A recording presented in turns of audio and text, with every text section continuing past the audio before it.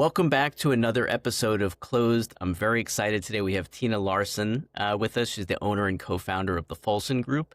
This is a New York City co-op and condo consultancy that she started actually after organizing her own board coup, right? That it actually saved your building around $340,000. That's a substantial sum even for New York City. She's the author of Living the High Life, which I'm happy to have my copy of here. Thank you for that. She has a LEED GA certification and a passion for helping boards run their building more like a business. So today we're going to discuss actually how co-op and condo boards run their buildings in reality and what happens when issues arise. And I think we'll probably get into a little bit, of how they can maybe do it better. So Tina, welcome. Thank you so much for joining us. Thank you so much, Mike, for having me. Yes, absolutely. So the first thing that I want to get into, if you're a New Yorker, you probably know this already, but if we have people that are not from New York, they may not realize that around 30% of New Yorkers live in co-ops or condo buildings. That's correct. Right. So, and, for those who are not familiar with it, they're essentially mostly apartments, right? They don't have to be, but they're mostly apartments and buildings, and whether it's a co-op or a condo is really the legal structure that's behind the scenes. And there's a whole lot of difference between those two, as we'll probably get into. But even those that live in the city and own a condo or co-op, the odds are, they probably haven't read their proprietary lease if they're in a co-op from cover to cover. Hopefully their lawyer did. They may not look at their building's financials when something goes wrong, like a leak or there's an assessment, or they're trying to sell their unit and the mortgage gets rejected by the board. A lot of them have this situation where they go, I'm living someplace where there's this whole governance structure that I'm not fully in control of, or maybe not at all in control of, and they don't understand it. What would you say, let's start with co-ops. What would you say fundamentally is the biggest gap in an owner's understanding of what they actually own in a co-op and what they actually do own and how it works? So what a co-op owner knows what they own and don't know what they own. There's a lot of complications when it comes to a co-op. There's bylaws, proprietary leases, insurance premiums. There's all of these different disclosures. You have a passion for law, so obviously you'll read the legal portion of it. Yep. I have a passion for finance, so I'll read a financial statement. Someone else might have a passion for insurance, so they read the insurance disclaimers. I don't read the insurance disclaimers. So it depends on who it is and what their situation is, what their expertise is. And if you think about it, if you don't know that you don't own anything outside of your walls, then you never think about it because that has never come up before. Right. Live in a house, then you're responsible for everything.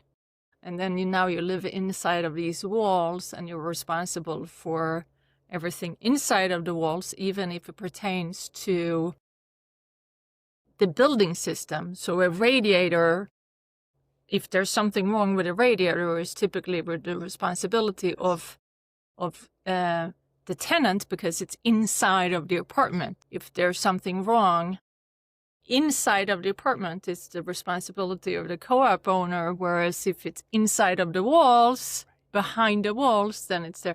But how do you know that if you don't have a problem? You move in and you just bought your apartment, you made your largest lifetime investment. Yep. And who's going to read all of these documents? And you've seen the closing documents. Oh, yeah. Yes. It's it's written in legalese for the most part. It's absolutely, and that goes for condos and co-ops because they've gone more electronic these days. But I'm sure you've seen many phone book sized, if I could date myself, phone book sized offering plan. That's it's got a lot of information in there, and this is all the information that the Attorney General's office looked at and approved. But some of them are 50 years old at this point, and some of them, because they were written on a typewriter, are very thin. And sometimes it could be crazier when it's thinner and you have fewer ideas about, the history of the building and what was actually presented and approved versus, a 1,000 page offering plan that would put even the best lawyer to sleep if they tried to read it cover to cover. So yeah, it's pretty wild. And one of the things that's always fascinated me, especially about co-ops, but to some degree condos also, is that, you're running essentially a business. You're buying into a business that owns this really, if you're in Manhattan, prime real estate. And is it usually that is the aha moment when someone hires you, for example, to help troubleshoot? Yeah. Yes, exactly. And our slogan is actually, it's a business. It needs to be run like a business. Run it like a business. That's it. Yeah. But not only is a business, it's not only a business. If you think about it, so you have a law firm. Pretty simple. You have some partners, some employees. You do some invoicing. It's a pretty simple organizational structure. Yes. And then you rent this space or maybe own it. Yes. No, we did. I wish we owned it, but we rent it. But it's a pretty simple structure. We have a consulting firm. It's a very simple structure. A building, so you have that simple structure that you have two sides to. You have lots of owners or shareholders or subletters. You have those individuals who complain to the property manager. Not all of them. Most of them are very nice. But they have to pay their bills. And then you have all the vendors that support the building, the elevator service contractors, roofers, boiler companies, and they have approximately 150 cost line items, not in the audited financials, which probably you see. I see the monthly financials from the property managers. There are 150 various, give or less, cost line items. So we have that part. Then we have the DOB. We have fire department. We have various laws of all that. There's no end to these laws and regulations. We'll talk about a couple of those later, probably, but yeah. And then we have 80% of buildings in New York City were built prior to 1980. 80%. That means that they are 45 years old. Yeah. So they are, and for many years, they were not, the upkeep was not up to par. So therefore, they haven't been neglected, but in a way, certain parts of them have been neglected for 45 years. They've depreciated. They have depreciated. If we put it in nice accounting terms, it's depreciated. Yes. So a lot of systems, they're past their lifetime, and it's really complex. Yes. And then we have the boards, who are volunteers, who have a limited technical knowledge of how all of these different things work together. And they're doing this on their spare time. Right. And it's funny because, especially in Manhattan, you'll have a lot of times a board full of lawyers, not so often real estate lawyers, but full of lawyers, other professionals. I mean, if it's an expensive building, you're going to have sophisticated people for the most part running it, but not necessarily building owners, which is what, to operate a building, alongside the bigger residential landlords that are running rental buildings. I always think it's funny, you have a co-op building, let's say, next to a rental building, and from the outside, they could look like identical, basically. You wouldn't know the difference. And yet, if I said to you, well, what would you think about buying this apartment building and running it? You'd probably say, I don't know, the first thing. I wouldn't know what to do. I'd have to look at all the brickwork and the systems and how much money would this cost me, and are the tenants good payers? It's actually not that different in the co-op. It's just that everybody owns it together, and there's a fraction of the thought that goes into the actual real estate when you buy. So it's fascinating stuff. The other thing is, as a lawyer, that I always found interesting, we'll just use that word, interesting, is that, co-ops, unlike condos, co-op buildings, they often have a building-wide mortgage on them also. And there's, it's like any commercial loan, it's going to have a term that expires, and then it has to roll over. No one's going to pay. The principal often is not paid down very much, at least from the buildings that I've looked at. And so every couple of decades, let's say, if you're lucky, the board is faced with refinancing the building. Yeah. And, these things just keep getting rolled over and over and over. It's subject to interest rate risk. I wouldn't want to be a board president the last, 4 or 5 years trying to refinance the building. But that's another thing that, like, you're just buying into it. And it's so common that, even when we're an attorney representing a co-op buyer, we wouldn't say you can't buy this. There's a big loan on the building. It's common, and you can explain it at a basic level when someone is rushing to compete with other buyers and buy. But you really need almost like a master's in real estate operations or real estate finance to fully grasp what you're buying. Let's talk a little bit about where your consultancy would come in, because obviously it's, even for sophisticated people, they don't have the time, and maybe they don't have the inclination. They probably don't have the inclination to learn this stuff. Where do you plug in typically? Yeah. Let me back up on that one, though. I think that most board members, they want to learn it, but it is they want to learn as much as possible, but it is just so much. Yes. And they don't very often, and they don't have the right processes. Okay, so where do we come in? We have a few different ways that we come in, and it depends on their needs and their priorities, of course. Right. So when we started, we overtook our board 15 years ago. Our coup was 15 years ago. The board members at the time, 15 years ago, was a very different demographic than today. Today, they're very, very successful professionals, much younger board members who want to put systems in place because they realize that, number one, is that they have systems that work. Right. So they want systems. They don't want this 150-page PDF once a month from their property manager. They want real-time live data. Right. And they want an app, and they want 20-minute board meetings. They don't want to sit around and have pizza for 3 hours in someone's living room, right? So they get it. And I think that they want to learn, but there's just so many different aspects. So after we organized the coup, it took us 3 years to save our building $340,000. It's 10% of our building's operating budget. It's millions by now, but we stopped counting at 2 million. But the story is that it was the first 3 years that was the result that made us think and learning the industry. So I was a business analyst on Wall Street. And I was a general analyst. So I was analyzing fast food companies one day and energy companies the next day. So this was just another industry to learn. Right. And then we saw this, the board doesn't have the technical knowledge, which is why it takes forever for them to make decisions. And I say that generalized. Of course, it doesn't always take forever, but it takes typically a long time to make decisions.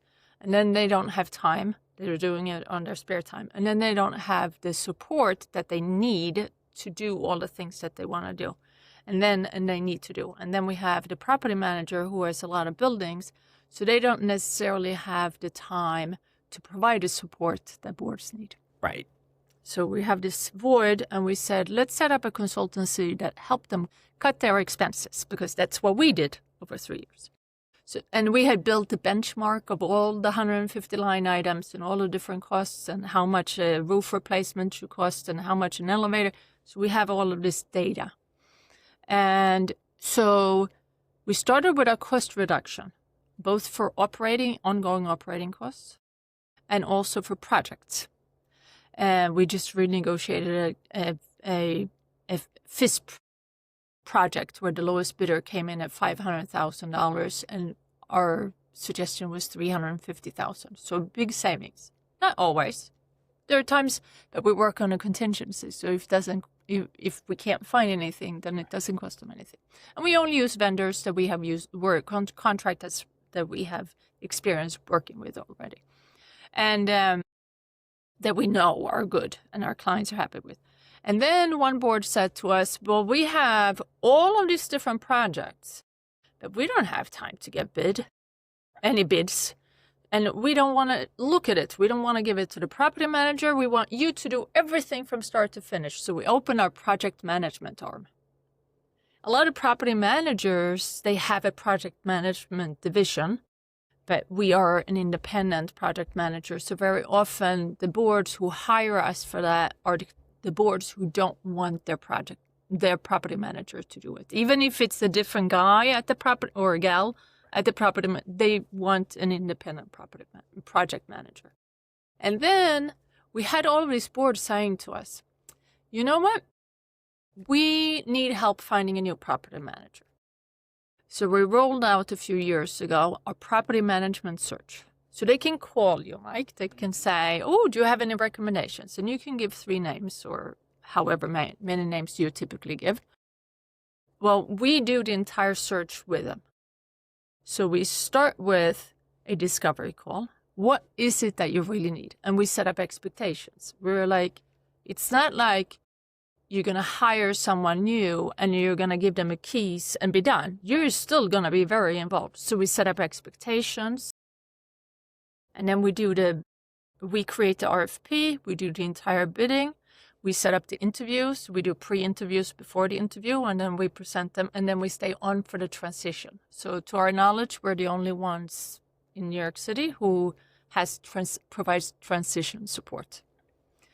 And and then some sort of strategic advisory. Last week, we came out with an on-demand video course for new board member onboarding. That's a good idea. I think so. And is that accessible through an app, or is that it's on your website? It's on a website, yes. Okay, that's interesting. Yeah, that's and you have that for condos and co-ops, or okay, yeah, that's a really good idea, because then people, if it's 2 a.m. and they're on that schedule and go, oh, you know what, I meant to look at that. It's available to them. It's 9 modules, and they're 5 minutes each, so it is fast paced. And then it comes with some downloadable material. Okay. No, that is definitely excellent. And how many buildings just guesstimate are you actively working with at this point, and where are they mostly located? Are you just in New York City at this point? No, we are all boroughs all the way up to Westchester County. Okay. Yeah. Okay. No, we're not in Staten Island. Okay. No, I'm assuming you're not in Staten Island either. I'm on Long Island, which is different island. Similar problems getting to and from. But okay, that makes sense. Well, I think probably the 4 other boroughs probably have most of the. Like Staten Island, I think probably has the most single family homes of the boroughs. If I had to guess, they have one gated HOA that is like 3,000 units or something. Okay, yeah, I think I know which one you mean. Okay, but that's it. You have most of the New York City inventory is yeah. And we work with approximately 100 buildings at a time. The only thing that we limit, where we say we only want this many per year, is we only take on 6 large projects at a time. Rolling, of course, because large projects are complex. Yeah, no, and so you've grown this business over the last 50. Was it right away that you started the business? No, 3 years into it. So 3 years into it, when you saw this initial great savings, you said, "I've got a great business idea," and you and your co-founder. Yeah, my husband. Oh, okay. So you've built. It's a husband-wife team, built it from the ground up. Wow. Okay. Yeah. That's. I mean, I definitely think that anybody who lives in New York or is just interested in how New York real estate works should pick up the book and start following you, because this is what's going on in the background every day in thousands and thousands of buildings that have thousands of people whose lives are affected. And there are just so many of them that have no idea what to even look for in these cases. So after you got this, what was it, $340,000 savings, you must have been the hero of the building, I'm assuming, right? Everybody's maintenance is going down. Let me ask you this. you have that great savings in a building, and this is another issue that I'll run into with brokers, sales brokers who are selling, especially co-ops.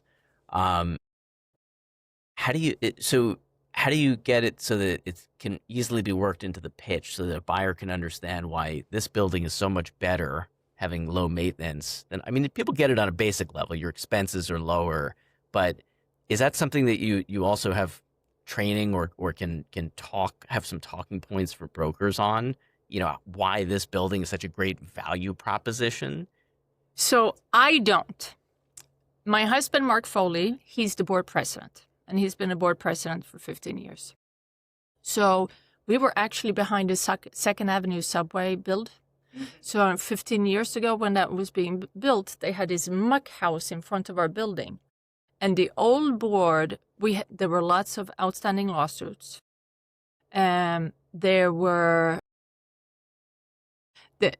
We felt that it was poorly managed or poorly overseen, governed. So therefore we organized the coup, but it turns out, we found out that real estate brokers were not even showing our building, partly because of the subway construction and partly because they couldn't get answers from the board or the property manager. So there were a lot of that. So the first thing that my husband and the new board did, so he's on the board, I'm not, was change the property manager, change attorney, change this person, change that, upgrade a building, provided all of these savings, used the savings to repair the building, to upgrade a building. And the building had no maintenance increase for 7 years. Wow. That's pretty unheard of. That's and people may not realize, so I want to jump in and say pretty unheard of. Yes, it is very unheard of. 7 years in a row. And all of that savings have been put back into the building, and the underlying mortgage is now $3,000 per unit. And for listeners who don't know, according to our record, the average underlying mortgage per apartment in a co-op in New York City is $70,000. Wow. And ours is $3,000. Yeah. So much less to roll over the next time, and Definitely. maybe doesn't even have to be rolled over. So I put together a benchmark of some comparable buildings in our neighborhood. I'm not a real estate broker, so this is my data. Right. And according to that data from 15 years ago until about 5 years ago, our property values increased by 60% more than the selection of buildings that I had picked. Right. Yeah. Yeah, no, it's so important because that's what lies beneath just the asking price. This is similar to when somebody buys something that's like a single family home. It looks great, the price looks right, but you've got to pay attention to things like taxes. Anything that's going to keep your monthly expenses high is going to really impact what you can pay for it and still have a good return. So that's good. Yeah, that kind of education of most New York City brokers, most Manhattan brokers are very sophisticated in our experience. So most of them do get it. But yeah, there are buildings all over New York City and in the suburbs where, they may have a professional working with them that says, well, I'll do like one or two co-ops every so often. And it's really, you're doing yourself a disservice if you're going at it that way. I'll get off my soapbox now. So let's get into some other topics. So we talked about this a little bit, but because we're gonna pick on co-ops here because they're really a very interesting structure. They're probably the most interesting ownership structure for residential ownership, because it's a co-op corporation that runs the building. The decisions made by the board are really given the same kind of grace, we'll call it, as a board or a CEO of a corporation. It's the business judgment rule that gets applied. So they get wide latitude to make decisions without being second guessed with ramifications. But there are some limits to that.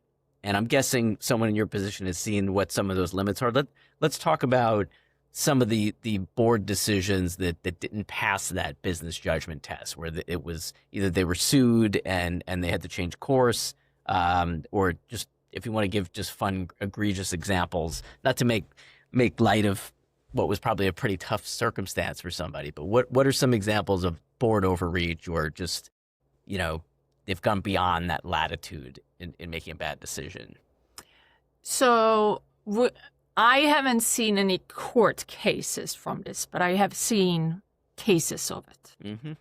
So that's good. It's getting worked out practically. But I think that maybe it was more fiduciary responsibility. So we had a client, very risk-averse client. They had 3 attorneys on the board. Mm-hmm. We no longer work with boards who have 3 attorneys on the board. Can't blame you. Huge apartment building. And it happened, so, they renew the insurance once a year. So if they hire us today and their insurance renewed yesterday, there's nothing we can do. Doesn't matter how much we could have saved them, right? Right. So we provided them with, I believe it's a few years ago, 4 different line items, including insurance, that would save them $250,000 in the first 3 months of them hiring us. Wow. Yes. I mean, it was annually, right. $250,000 annually. But I mean, we found the timing was so right that we found it within the first 3 months. They voted all of them down. And this is not like, this was not like any investment. So this was not replace the boiler and spend X amount of dollars. This was, one of them was insurance. The insurance we could have reduced by 50%. And they didn't take our advice because, or they didn't take our bid because the property manager told them not to. Do you have a sense of why the property manager did that? Was that? Yes. I mean, I could probably guess, but. I have a sense. Okay.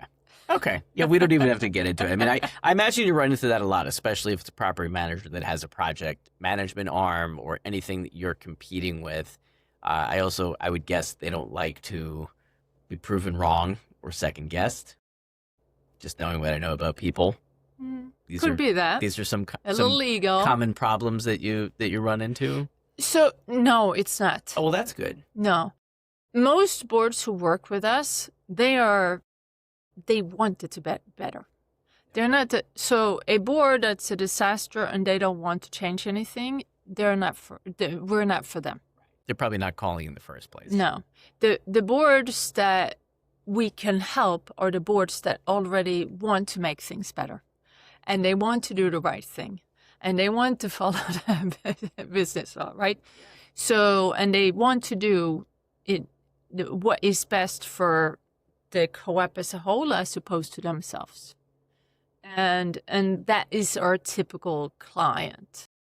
That case, where they voted down all 4 items for $250,000, I mean, I would never buy in that building. I mean, if we found online that they had an apartment, a 2-bedroom apartment for $200,000, I would say never in my life. I'm not touching that.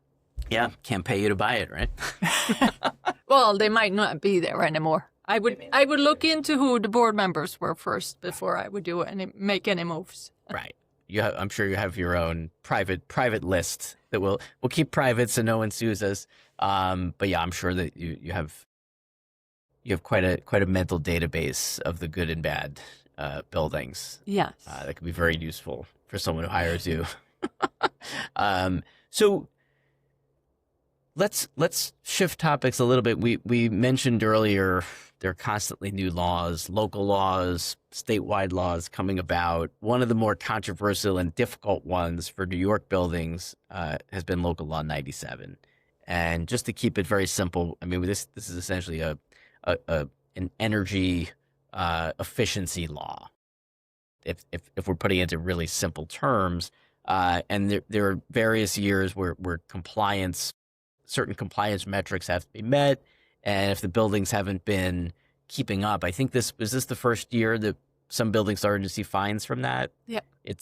So what does that fight look like, I guess, within a building when you get your first fine, and this could either be from experience or you can make up a hypothetical scenario if you want. But let's say the building owners realize that they're now responsible for a big chunk of these fines related to Local Law 97.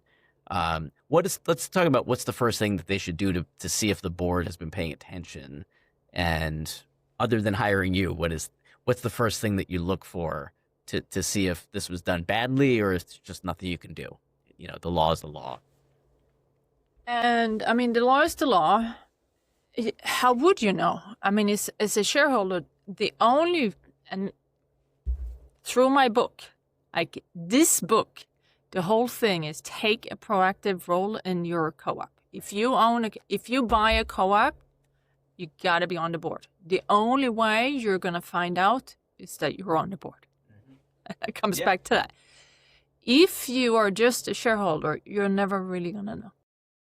They might have done all of these things. So there's various reports, energy efficiency reports. So you can pay $24,000 and you get this report. Well, then you have done something, right? Now, did you do something about the report? So one of our clients right now, they are very, very proactive and they want to electrify their building. They want to do everything to prevent Local Law 97 fines. They hired us 3 years ago. The infrastructure in their building did not meet. There was so much preventative work that we had to do in order to get the building up to even being able to electrify it, that we have worked with them for 3 years, and it's turned into many different projects. So not only one project. It's not like, oh, you install heat pumps. No. We still don't have more electricity from Condos. But we have a much better building that has a much better infrastructure than what it is 3 years ago. But we're not even at the point to do what they intended to hire us for 3 years ago. 3 years ago, they had bought this report. It was 160 pages. They had gone to New York City Accelerator, which is the city sustainability agency that provide taxpayer advice. Right. They had their reports. They had all of this information. What do you do with all of it? It's like reading the bylaws. I mean, if you're not an engineer, what do you do with that? Right. And then you have their old Local Law 87, which is also an energy, that's a benchmark, or that's a retrofit recommissioning all your energy-related systems or all of your heating systems in your building. That is 10 years old, but nobody's ever done anything with it. Nowadays, you have to do something. You actually have to, but initially you didn't. So they had all of these reports. And what do you do with that? I mean, so we look through all of these reports and we say, yeah, you know what? Changing light bulbs, 1 year payback? Yes, very good. Install solar panels on an itsy-bitsy little roof in comparison to 7 stories? Waste of your time and energy. Maybe once you have done all of these other things, maybe you can entertain it. But right now, probably not the best costs payback scenario, right? So we have a much better insight into what the engineer has given. They give you a list of all of these different various solutions. And we say, this is no good, based on your needs and based on your particular situation. So we cross out half of them and we start with the low cost measurements that we know that we historically have very good results with. Right. Makes sense. I know it makes me dizzy just thinking about all the different. The Local Law 97 is a hot button topic, so certainly lawyers recognize. But I would guess that if my life depended on it, I couldn't rattle off, even as a New York City real estate attorney, the last 5 local laws that were passed, and they're going to have some kind of impact on people. It's so crucial, as you said, to be in the know. And even if you're on the board, it's got to be pretty hard to stay informed and to have that responsibility, to make decisions on it. for your fellow shareholders, especially for a big building.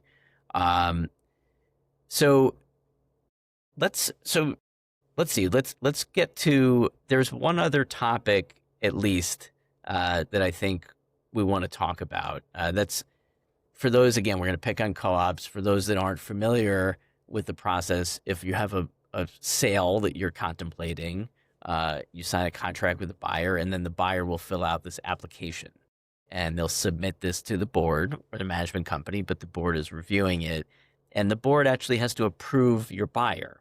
And they historically, if they reject the buyer, it's just a no, and there's absolutely no explanation, and it's a very, very closed door, sealed decision. It's just a yes or a no. This past December, the city council passed a law. I think it was over a mayoral veto, actually, but co-op boards at least have to give applicants a formal decision within 45 days. So, I mean, we know that this doesn't fix the underlying problem, which is that it's a very opaque process and the board has a lot of discretion here. But do you see that as, not just a step in the right direction, but the first step toward revamping the way, co-op boards have to operate? It's going to require legislation, and this is a really loaded question, but it's the best we've got to talk about right now as far as like reform goes. And I know that real estate agents are very happy about this. I'm friends with real estate agents and attorneys. I'm sure. I don't think it's going to make one difference. I think you're probably right. Not by itself. But I have seen, and I'm not a real estate agent, so I don't see the entire process. I think that it's the process that is not set up correctly. So right now, I'm a buyer, so my real estate agent tells me these are all the things that I need. I put all of these documents together, and then the real estate agent sends it to the property manager or to the board, but in most cases, property manager. Then the property manager, very often they have some kind of a transition department or transition person. They review everything and they compare it to, okay, so this building has the debt to income is 30%, let's say, which is very common. And then they look at this and they say, oh, they forgot their Chase Bank statement. Mm-hmm. Or they forgot they're only at 29%. Or, right? So then they have to go back to me, the buyer, and the board hasn't even seen the package. Right. The board has no idea. Right. It's kicking around. This is here. Yep. Now, I'm not saying that they will take very long, but the board doesn't even see it. So we have that straightening all of these different scenario out. The real estate agent, do they know that this has never gone to the board? They seem to think that they send it in and then it goes to the board. I'm not so sure that the real estate brokers are actually aware. No, it wasn't sent to the board because this department is the one who's preventing it. Right. So that takes time. Yes. And then once it's final, okay, now it's good. And then it goes to the board. And then the boards have their process. How often do they meet? Once a month? Do they have, in my building, my husband is a pretty proactive board president. So they have a standing meeting, an interview meeting, every Wednesday at 5:00, I think, so that the transition manager and the buyer brokers, they find out that it's this time on Wednesdays, you can schedule an interview. So for our building, it's very proactive and it's very quick. Right. You have a system. We have a system. And nobody's ever been taken longer. So all the buyers in my building, they're all going to be within this time frame. So it's not going to change. But then we have all of these boards or property managers where they don't have a good process. And maybe they'll try to set up a process. Right. Maybe we should be out talking about this We should. process. Hopefully some of them are listening. It is getting more airtime, let's just say, because it was just taken for granted for, I think, a very long time that, hey, you don't even question, management or the board. I think there's this sense that if you're too much of a pain about things, that someone might say, oh, this person's a pain, or they might, give a look. I don't know that really happens. I think that for the most part, board members, they want to have solid people that can afford, the financial obligation, and they don't really want their management company to be making those kinds of judgments that are not really supposed to be made to begin with. But I think there is this, it's such a mysterious process in many cases that people just don't want to rock the boats with the boards. Yes, they don't want to rock the boats, but don't you think the property managers, they don't want to make a judgment, right? I would think they would stay far away from that whenever they can. They're just processing it. So I would think that if they don't already have it in place, if I was the transition department or the property manager who was responsible, I would say, listen, every single of our clients, every single co-op board, you need to have a written debt to income ratio.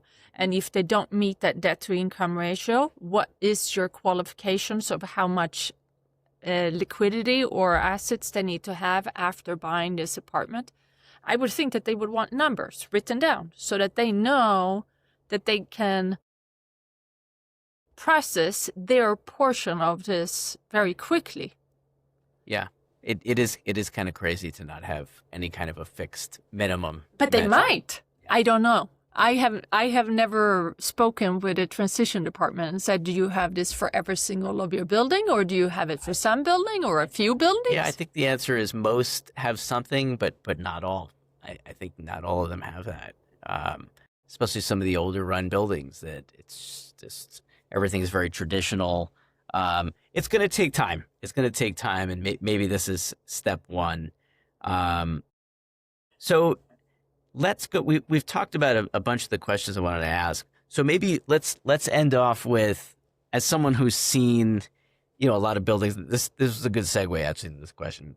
You're someone who's seen a lot of dysfunction that's entrenched in the buildings. What's the governance failure that's the hardest to fix once it's taken root? And why are some boards so resistant to address that, even when it's very obvious to everybody that this is the problem that's taken root?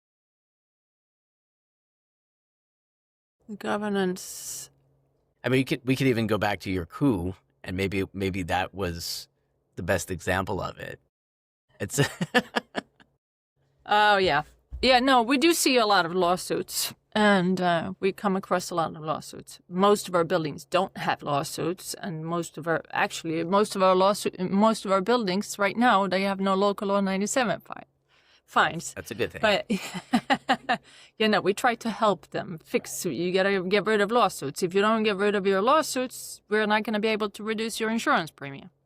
And I think actually, not to put words in your mouth, but I think you said it best before.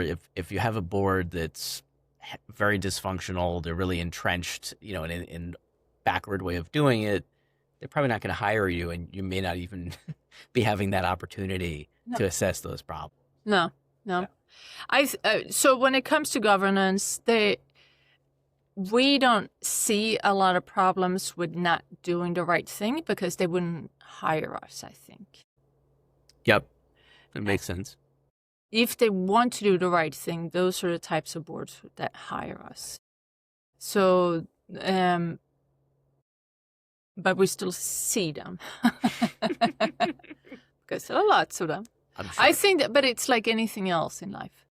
You meet, you walk into a room full of attorneys. Most of them are good-hearted, well-meaning people. Right. And then there's bunch of jerks. One who might not be. In the mix. I mean, most people are good. Most people want to do the right thing. They want to follow laws. They want to do the right thing for their community as a whole. And And we help them set up processes. You don't have a process for this. No, well, you have to set up a better process. Right. No, that's great. I spoke with the board president. He calls me like every quarter because they used to have 3-hour meetings. I said, listen, Al, this is what you got to do. You got to tell them we start at 6 and at 7 o'clock, I have a prior engagement. Mm-hmm. So we got to be quick here. He said, but I want everybody to be heard. Everybody can be heard in between meetings. In the meeting, you're there to make decisions. That's the only reason you're meeting. Your monthly meeting is to make decisions. That's it. Yeah. Questions, chit-chat, concerns, that's in between meetings. That's really good advice, actually. Yeah. It is. Good free advice. So he calls me and he said, oh, it's still under an hour. That's great stuff. So people should definitely buy your book. If anything in this, this episode struck a chord or is of interest, you should definitely pick it up. Tina, where can they pick up Living the High Life? Where is this available? So Living the High Life can be purchased on Amazon. However, you can download the free first chapter on our website, which is thefolsongroup.com. There's a free chapter for you to download, and the workbook that comes with it that has all kinds of templates is also available there. Excellent. Yeah. That's great. And then are you on social media at all? Is there any place, or is the website the best way to find you? A website is the best place. I am on social media everywhere. Okay. Every day. so people could find you however they're looking, it sounds like, but website would be best. The website, you can contact us, our phone number, our email addresses, everything is there. Excellent. Yep. Well, this was really great, Tina. I think we learned a lot today. We put a lot of info out there, but I can't stress enough, there's so much that people need to know that we've barely scratched the surface. So we'll have to have you back. We'll have a follow-up episode at some point. Sounds good. Sounds good. Thank you Tina. so much for having me. Absolutely.